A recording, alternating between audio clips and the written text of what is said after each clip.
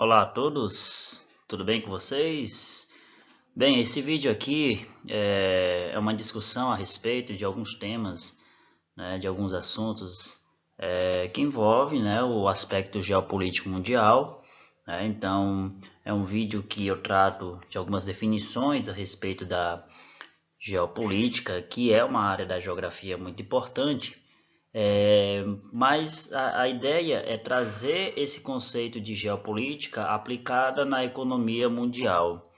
Então, um dos grandes objetivos aqui dessa videoaula é primeiro fazer uma análise geral, tá certo, do contexto geopolítico mundial, estabelecendo aqui algumas relações entre várias realidades, né, de vários contextos no mundo, tá bom?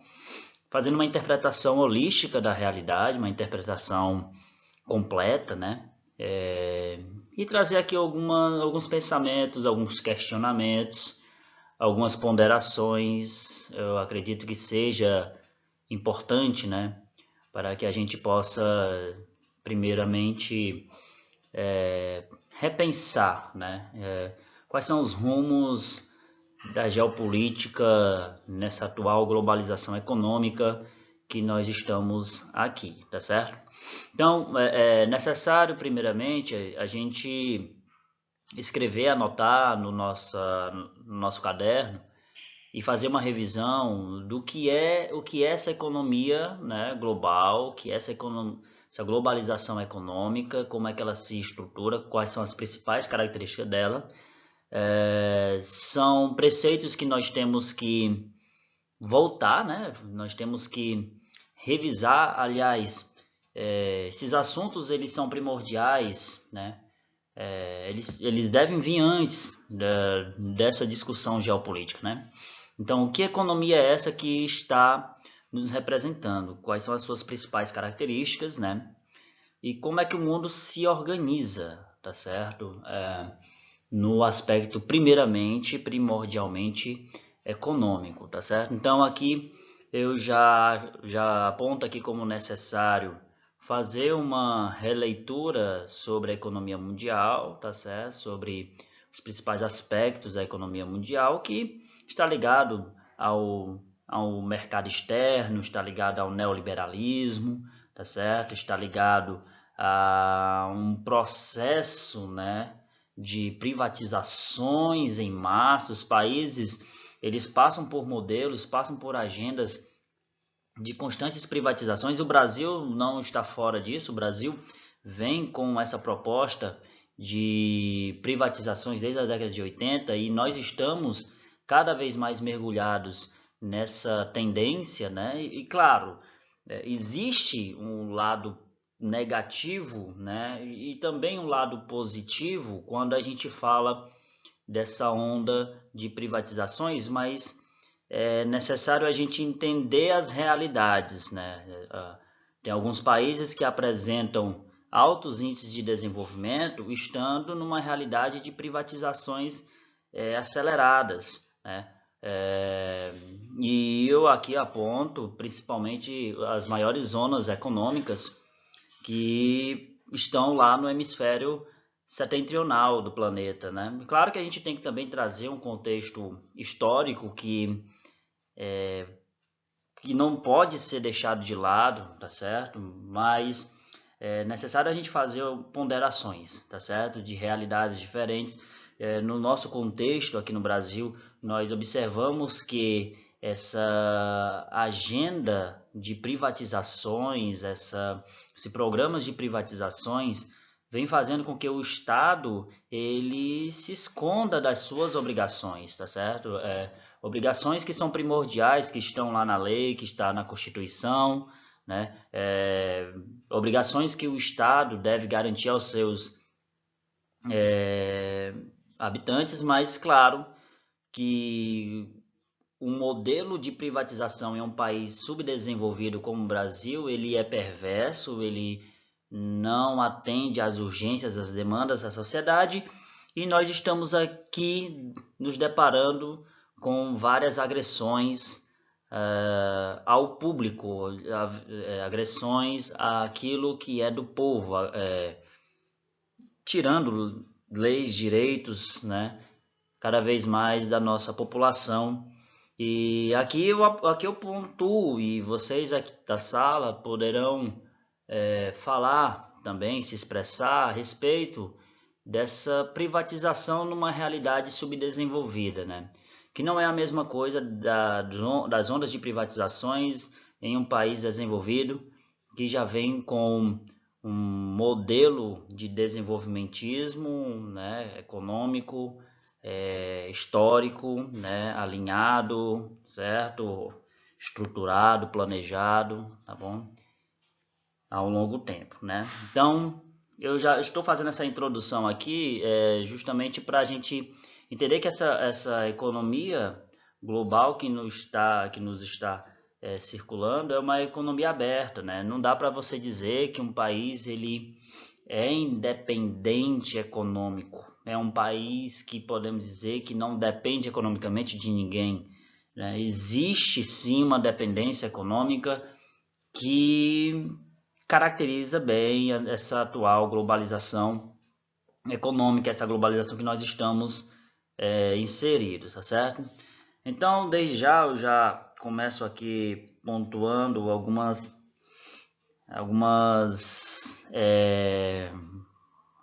vamos dizer aqui, algumas definições, algumas teorias necessárias. Primeiro, quando a gente fala de geopolítica, é importante entender o que é o Estado, né? O que é o território, né? E esse Estado ele serve para o quê, né? O Estado ele é esse organismo, ele é esse órgão que de certa forma protege um território, tá certo? Então, se a gente fosse trazer outras definições, uma definição mais romântica da coisa, nós poderíamos dizer que o Estado somos nós, né? Mas o Estado, ele tem uma conotação administrativa, tá certo? Uma conotação política e uma conotação militar. Então, ela tem, de certa forma, uma importância na questão administrativa de um território, tá certo? Porque um Estado, ele não vive sem território. Aqui no mapa mundi, nós podemos ver vários territórios divididos e cada território a existência de um país, né? A definição de um país, ele passa primeiramente na existência de um Estado que controla um território. Mas esse Estado, ele tem objetivos de administrar o que tem dentro desse território e também defender, né? Por isso que ele tem essa conotação política e militar, né? A gente não pode deixar de mencionar algumas realidades diferentes, né?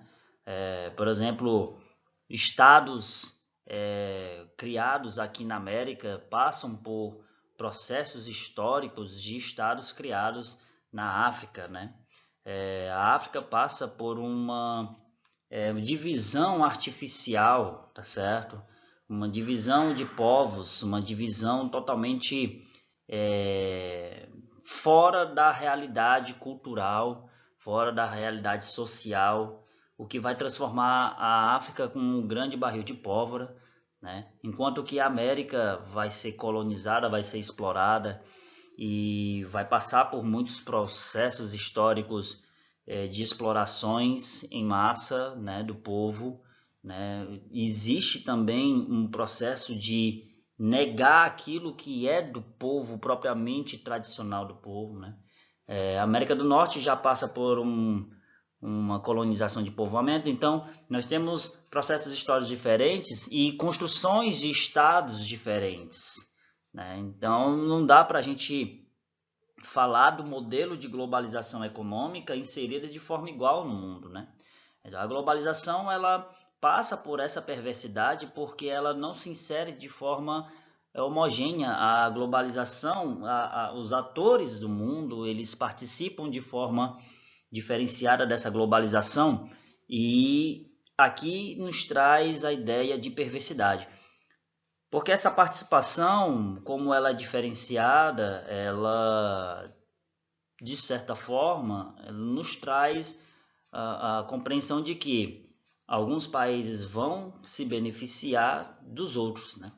É a mesma ideia do se existe um rico é porque alguém está sendo explorado, né? Se a sociedade não tivesse desigualdade, não existiria a ideia do rico, né? Não existiria a ideia do bilionário, multimilionário, então alguém está sendo explorado para alguém ser muito rico, tá certo? Então, a primeira coisa que eu quero trazer aqui para vocês é essa ideia do que é o Estado e o que é o território, tá certo? Fazendo uma comparação entre várias realidades, né? Então a gente tem que entender que o mundo está numa constante transformação do mapa mundi, né? O mapa ele é algo mutável, o mapa ele não está parado, ele não é uma produção técnica estática. O mapa mundi ele é dinâmico porque o território é uma grande guerra de cabo de força, né? Então, sempre aquele mais preparado, aquele que tem uma melhor administração do território, aquele que tem uma maior visão de controle da terra, aquele que tem uma melhor amplitude administrativa do solo, vai conseguir explorar mais terras, vai conseguir expandir seus territórios, né? Então, eu trago aqui uma ideia de que o território, ele não necessariamente precisa ser grande, ele precisa ter recursos necessários para o desenvolvimento econômico de um território. E mesmo que o país não tenha esses recursos, ele pode explorar esses outros recursos fora da sua área, né, de amplitude, né, de domínio, que no caso seria a exploração de outras terras ultramarinhas, né, como no caso da França, que tem a Guiana Francesa como um território ultramarinho. A França vai buscar a exploração de outros recursos fora do seu território. Então, veja que a ideia de exploração do território ele não passa por tamanho, mas sim por vitalidade daquilo que o território pode apresentar, né? E assim, é necessário a gente pontuar que não é obrigatório um país ser rico e ter um território grande, né? Então a gente pode ver várias nações com territórios bem pequenos na Europa, né? Mas que passaram por um processo de imperialismo, de colonialismo, de neocolonialismo acelerado no século XIX e no século XX, no início do século XX, no continente africano, no continente asiático, no continente oceânico, né? Então essa exploração dessas outras terras para garantir desenvolvimento econômico, principalmente durante as revoluções industriais, né? Então, e isso não é algo do passado. Isso ainda persiste, né? Perdura, né? Só que com outras roupagens, tá certo? E aí aqui eu até me lembro do que o Cazuza falou sobre nós vivemos num museu de grandes novidades, né? Então, esse neocolonialismo ainda existe, né? Como uma forma de desenvolvimentismo econômico, tá certo? Então, assim, antes de entrar nesse debate de Estado, eu quero pontuar primeiro que, assim, o que é realmente o Estado, né? O objetivo do Estado é assegurar a vida humana em sociedade. O Estado deve garantir a ordem interna, assegurar a soberania na ordem internacional, elaborar as regras de conduta e distribuir a justiça, certo? Então, se a gente fosse construir aqui uma esquematização de como é que a gente chega no Estado, primeiro a gente entende que para haver um Estado é preciso ter um povo, né? Um povo que tem uma história em comum, que tem laços em comum. Às vezes você tem dentro de uma mesma área vários povos que têm características, costumes, tradições diferentes, mas eles compartilham uma ligação, uma história em comum, como no caso do Brasil, que tem um processo histórico, uma heterogeneidade de povos dentro do seu território, tá certo? Então, esse povo é o conjunto dos cidadãos de um país, ou seja, as pessoas que estão vinculadas a um determinado regime jurídico dentro de um território, né? Esse povo ele tem uma cultura, que é aí um conjunto de valores que caracteriza, de modo geral, um povo, né? E esse povo, apesar de ser heterogêneo, apesar de apresentar também várias culturas, ele compartilha sim um processo histórico, né? E esse povo, bem heterogêneo, está dentro de um território, tá certo? Quando a gente fala de povo que tem cultura e está situado dentro de um território, nós chegamos no conceito de nação, né? A nação é essa característica de um povo com uma identidade própria. E aqui a gente tem a divisão do mapa mundi, né? Entre o povo com uma cultura dentro de territórios que constitui uma nação, né? Uma nação que vai ser administrada por um governo que vai ter leis próprias, uma constituição, que vai ter ideias administrativas próprias, né? Então, quando a gente chega na conjunção entre nação e governo, nós alcançamos a definição de Estado e país, certo? O Estado é esse aspecto político, tem uma conotação política, enquanto que o país tem um aspecto físico, na questão locacional, tá certo? No mundo, tá bom? Então, enquanto o Estado tem uma ideia de administrar um determinado povo dentro de um território, o país ele está relacionado a onde esse povo está localizado, né? Onde esse povo está situado, em quais são as condições geográficas que esse povo está situado.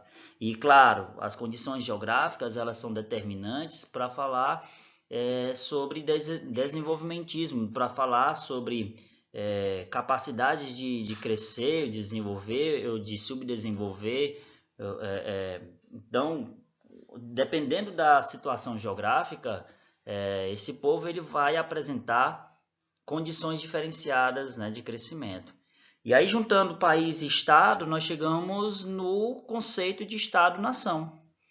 Então, o Estado-nação, ele é essa junção do aspecto político, né, que é o Estado, e o aspecto físico, que é o país, né, que no caso, o Brasil é um Estado-nação, né, mas para chegar nesse Estado-nação, é preciso ter um povo dentro de um território regido por um Estado. Não podemos deixar de pontuar que o Estado ele só existe, né? O Estado como agente político, né? Como personagem política, ele só existe se tiver um território, né? Então, se ele não tiver território, ele nem é Estado e nem é país, né? Então, pego aqui o exemplo do Kurdistão, do povo curdo. O povo curdo existe porque eles pertencem a uma cultura, tem uma cultura, eles têm uma característica própria, né? Eles ostentam, guardam costumes próprios, mas não posso dizer que são estados, não posso dizer que são países porque eles não têm território, né? Então aqui a gente tem uma imagem sobre a expansão do territorialismo, né, nazista na Europa. E aqui a gente pode pensar sobre o que é território, né? O território ele é uma área delimitada, né, sob a posse de um indivíduo ou de uma coletividade. É um elemento material espacial ou físico do Estado. Compreende do solo que o Estado ocupa, o mar territorial e o espaço aéreo. Então a gente não pode dizer que o território é somente o chão que a gente pisa, né? O território ele tem um aspecto de poder, né? Então alguém manda lá, tá certo? E ele tem que ser delimitado. Ele tem os seus limites, né? Não posso falar que o território ele é livre e que existe um território sem fronteiras, né? Todo território tem esse aspecto de poder, né? E por ter um aspecto de poder está relacionado a esses limites, né? Onde o território tem. Então, desde aquele tempo, o governo alemão, o governo nazista, né? Sempre criou ideias de expansionismo, né? De dominação, né, de um povo sobre o outro, né, uma barbárie, aconteceu uma barbárie de negação da existência do outro e soberania e prevalência de um povo sobre o outro, tá certo? Então esse expansionismo alemão levou à barbárie, né, e aí a geografia na Alemanha era uma matéria, um conhecimento muito caro, tá certo? Então esse expansionismo alemão nos leva também a discutir sobre o governo, né? O governo é essa instância máxima de administração, geralmente reconhecida como liderança de um estado ou nação. Esse governo ele tem algumas espécies de estado, né? Aí o governo ele pode ser unitário ou simples, né? Ele existe apenas uma fonte de direito no âmbito nacional, estendendo-se uniformemente sobre todo o seu território, né? Como no caso França, Bélgica, Itália e Portugal. Se no caso esse governo tiver uma característica composta, ele vai ter uma reunião de vários estados membros que formam a federação. Existem várias fontes de direito, como no caso federal, estadual e municipal. Como, por exemplo, Brasil e Estados Unidos são federados, né? São federações. Então nós temos uma conjunção de vários governos, tá certo? Mas no caso dessa imagem, eu quero chamar a atenção também para um conceito importante, né? Que é o espaço vital, né? O espaço vital ele seria aí o espaço necessário para a expansão territorial de um povo. No caso, na imagem que a gente viu anteriormente, o povo alemão, né? Então, esse conceito nasce aí nas escolas alemãs, né? O Hatzel, Friedrich Hatzel, ele discute bastante no seu determinismo geográfico esse espaço vital de desenvolvimentismo e expansionismo, né? Principalmente quando o neocolonialismo estava na moda, né, na Europa. Não apenas a restauração das fronteiras de 1914, na Primeira Guerra, mas também a conquista da Europa Oriental, quando a Alemanha estava de olho da expansão da Alemanha para o leste da Europa, né? Espaço onde as necessidades relativas à dominação territorial e recursos minerais desse povo seriam supridas. O interesse alemão e italiano nessa expansão justificava-se pelo fato de os dois países terem entrado atrasados na corrida imperialista e, ao contrário da França e da Inglaterra, não tinham vastos domínios territoriais. Outra coisa que a gente pode falar sobre espaço vital seriam as condições naturais disponíveis para o fortalecimento de uma dada sociedade do povo. E aqui nós falamos sobre a importância dos recursos naturais de um território, né? Tal noção foi fundamental diante do contexto histórico da Alemanha, que havia acabado de passar pelo seu processo de reunificação e necessitava de uma base para justificar e se afirmar enquanto Estado, como capacidade de crescimento, expansão e dominação. Apesar de ser considerado o pai da geopolítica, o Hatzel jamais utilizou essa expressão, que é o espaço vital, né?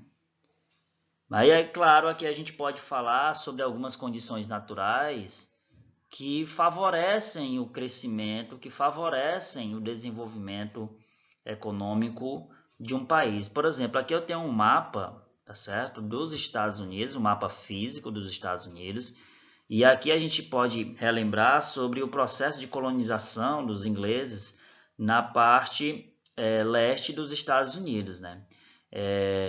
Aqui essa parte verde é um relevo mais plano, nós temos planícies, um verde mais claro, um verde mais escuro, nós temos planaltos, e no marrom, nas tonalidades de marrons, marrom claro para marrom escuro, nós temos cordilheiras de montanha, né? Maciços antigos, tá certo?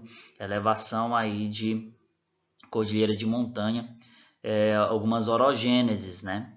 E presença de falhas geológicas aqui no extremo oeste dos Estados Unidos, aqui na costa da Califórnia, tá certo? Aqui na costa do Pacífico. Então veja que os Estados Unidos, a primeira coisa positiva que o território dos Estados Unidos pode nos mostrar é a saída para 2 oceanos ao mesmo tempo, tanto aqui no Atlântico, com contato direto com a Europa, quanto aqui no Pacífico, com um contato direto com os mercados asiáticos, tá certo? Então veja que esse fator, né, traz aí grandes frutos e grandes vantagens territoriais para os Estados Unidos, e o que nos leva a entender que a posição geográfica dos Estados Unidos ela é privilegiada.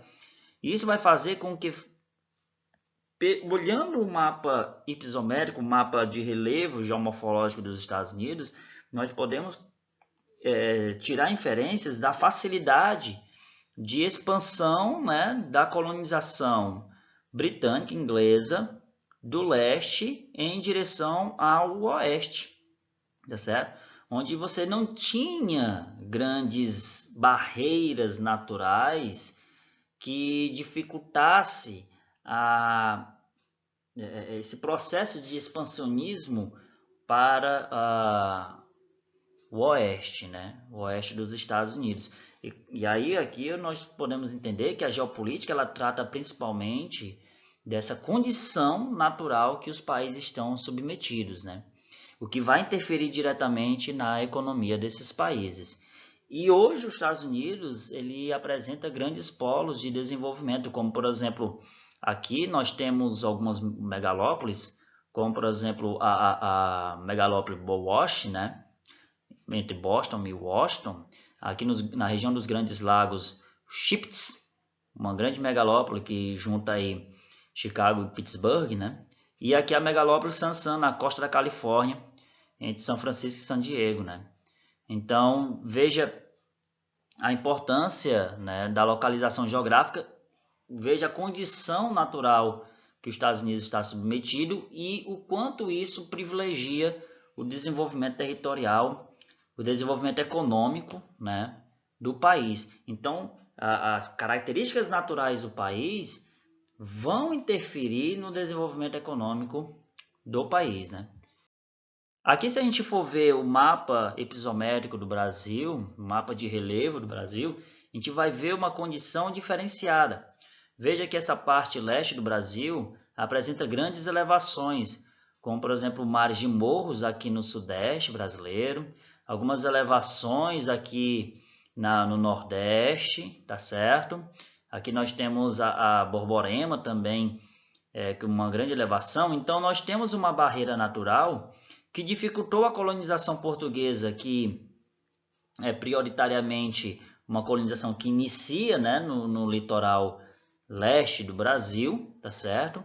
E somente depois de 100 anos dessa colonização é que os portugueses vão conhecer a riqueza, né, da Amazônia, dos recursos naturais da Amazônia, que no caso, no século 17, começa aí a exploração das drogas do sertão, né, aqui a exploração de especiarias na Amazônia, tá certo? Então demorou-se aí dos 100 anos, pelo menos aí, para que os portugueses pudessem chegar de forma bastante tímida no oeste brasileiro. Então essa elevação, né, do relevo aqui, tá certo? Essa barreira orográfica, tá certo? Essa orogênese na parte leste do território brasileiro, vai dificultar um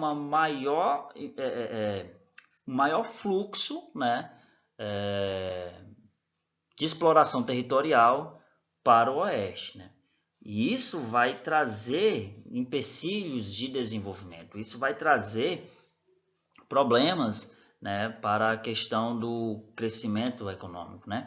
Mas a gente também tem que entender que se por um lado nós temos as condições naturais que podem trazer problemas para o crescimento e desenvolvimento econômico do país, né?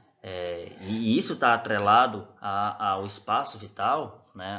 Aos recursos que o país tem, né? As condições geográficas que o país está submetido, que interferem na economia desse país.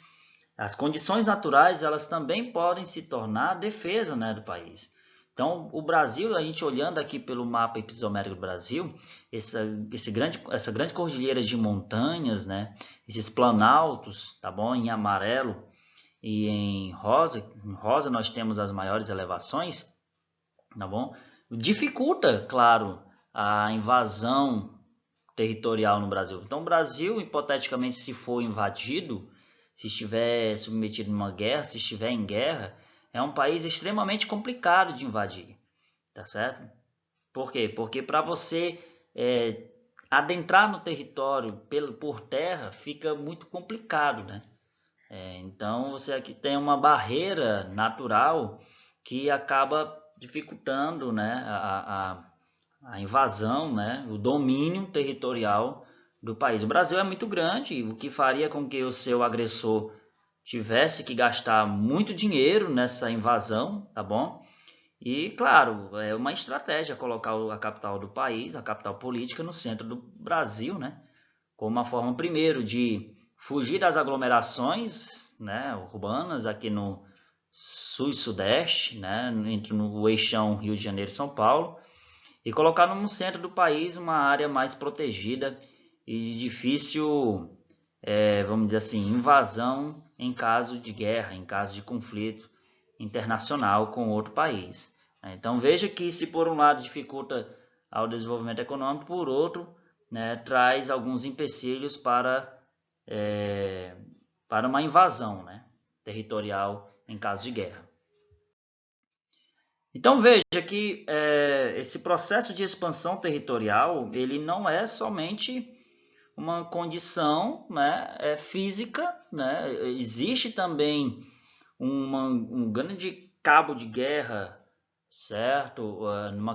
Na questão econômica, mesmo que os países não tomem territórios de forma clara hoje, esses países eles têm domínios ideológicos, têm domínios de influências políticas, tá certo? A Rússia ela foi desmembrada, aliás, a URSS ela foi desmembrada, né, em 1988, 89, né, foi desmembrada em vários países, mas a Rússia ainda tem um domínio, certo, político no leste europeu, tá certo? Existem muitas áreas em que a Rússia protesta ser dela e ela explora, tá certo? Ela domina, mesmo que os povos locais não queiram ser explorados por ele. E isso é uma zona de domínio e isso é expansionismo territorial também. Ele pode não estar tomando o território, mas ele está, de certa forma, influenciando e está, de certa maneira, tomando, controlando, né, o território de forma, vamos dizer assim, ideológica, certo? Mas é uma dominação econômica, tá bom? No caso da Ucrânia, nós podemos ver aqui na charge, esse domínio da Rússia sobre o território da Ucrânia, né, em uma situação em que a Ucrânia desejava passar para a OTAN, que é a Organização dos Tratados, Organização dos Países, Organização do Tratado do Atlântico Norte, pronto, acertei. A Organização do Tratado do Atlântico Norte, que é uma organização militar entre os países do Atlântico Norte. Então, a Ucrânia desejou fazer parte, os Estados Unidos e os outros países da Europa Ocidental aprovou, né, a entrada da Ucrânia, mas a Rússia viu essa possibilidade como uma ameaça à soberania e à defesa da Rússia, e a Rússia acaba não permitindo, não aceita a ida da Ucrânia para a OTAN e invade e leva suas tropas para lá, impede a saída da Ucrânia, né, a ida da Ucrânia para a OTAN, tá certo? E acaba criando uma zona de domínio russo, né? A Ucrânia tem o seu território, né? Tem a sua constituição, mas a Ucrânia está sob o domínio da Rússia.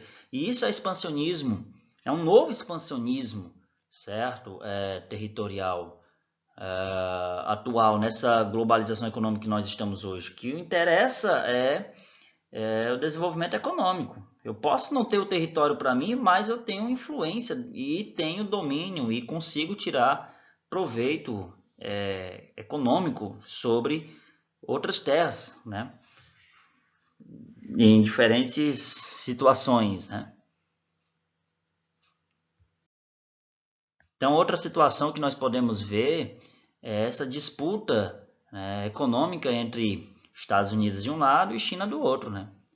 Então, é uma disputa que vai além das suas áreas de influência. Os Estados Unidos tem uma área de influência na América e a China tem uma área de influência no extremo asiático, ali no leste asiático, tá certo? E também no sudeste asiático, tá bom? Então, isso também é uma forma de dominação territorial, só que no contexto econômico, tá certo? Então, os Estados Unidos quer, de certa maneira, afastar esse domínio chinês sobre outras áreas, né? E expandir o seu domínio em áreas que os Estados Unidos não têm historicamente um certo respaldo, não tem uma dominância, tá bom? Então, o território também ele é pensado na questão da expansão econômica, certo? Um expansionismo econômico. Aqui nós temos outra situação de Taiwan, né? Se de um lado a China tem uma influência econômica sobre Taiwan, boa parte das importações e exportações de Taiwan estão relacionados à China.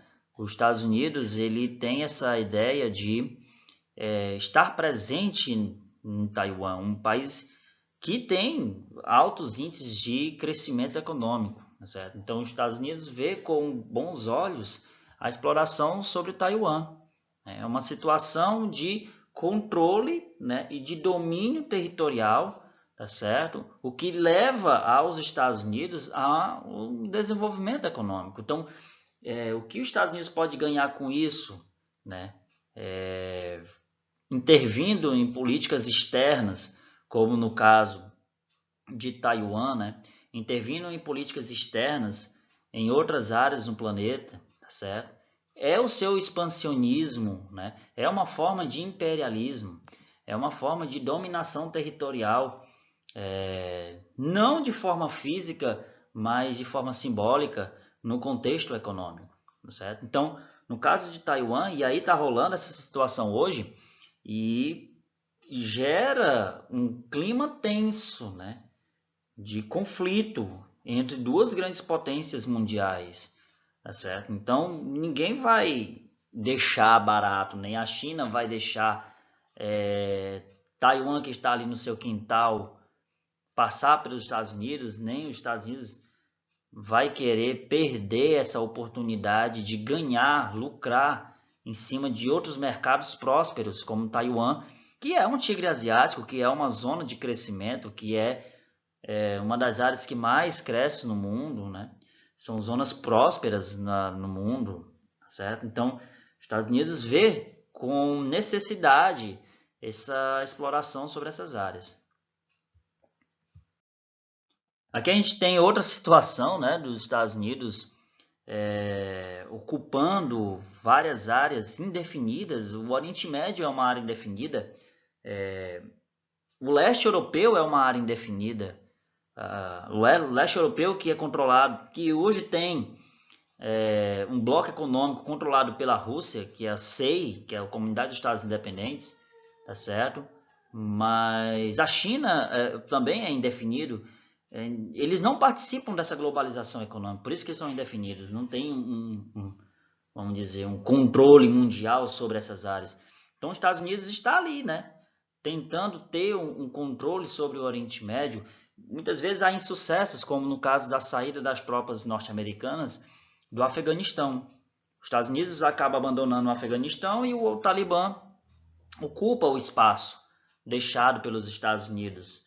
Tá certo? Então o Oriente Médio é uma área indefinida importante, tá certo? Que os Estados Unidos têm historicamente interesse de aumentar seu grau de influência, né? Arábia Saudita, Israel são países que são aliados dos Estados Unidos, e existe um processo de aproximação dos Estados Unidos com esses países árabes. Já há reuniões, né, de líderes dos Estados Unidos, do presidente dos Estados Unidos com a Liga Árabe, né, de tentar aproximar essas áreas que também são prósperas, são áreas ricas em petróleo, em gás, tá certo? Em vários recursos, tá bom? Então houve durante a Guerra Fria essa tentativa dos Estados Unidos de controlar esses territórios, de dominar esses territórios, mas são territórios difíceis, né? Aqui na charge ele fala, né, que os personagens, general, quando nós vamos sair daqui, e ele fala logo, e vamos ficar uns 30 anos saindo, né? Então é uma zona de controle, de dominação territorial, tá certo? E o mundo ele está configurado assim, né? Uma dominação territorial de forma simbólica, porque não é um controle físico no contexto de dizer que esse território é dos Estados Unidos. Os Estados Unidos não aumentou o território, vamos dizer assim, não podemos dizer que os Estados Unidos aumentou o seu território ao tomar conta do Afeganistão, ao tomar conta do Iraque, certo? Ao colocar tropas no Afeganistão. Os Estados Unidos ele está administrando aquilo que o território tem de importante, aquilo que ele quer naquele território. Ele não quer o território, ele não quer controlar as pessoas, ele não quer ser o Estado desse território, né? Porque o Estado é político, né? Os Estados Unidos não quer ser o dono desse território no contexto de Estado, mas sim controlar esse território e tirar dele aquilo que ele vê como lucrativo no contexto econômico, né? Por isso que a gente não pode dizer que os Estados Unidos aumentou o território, né? Mas controla e tira disso formas de desenvolvimento econômico. Então, outra situação, né, no caso, uma briga entre os Estados Unidos e os países do mal, né, aqueles que fabricam bomba atômica de forma irregular, de forma ilegal, como no caso do Irã, né, e a Coreia do Norte faz isso também, a Índia também faz isso. Existe uma zona de tensão entre Índia e Paquistão, no caso da Caxemira, né, mas há uma briga entre eles, né? E eles controlam outros agentes a fim de não perder influência, né? Como no caso aqui da charge, o Irã tem relação com um grupo terrorista, o Hezbollah, e os Estados Unidos têm parceria, tem ligações com Israel, né?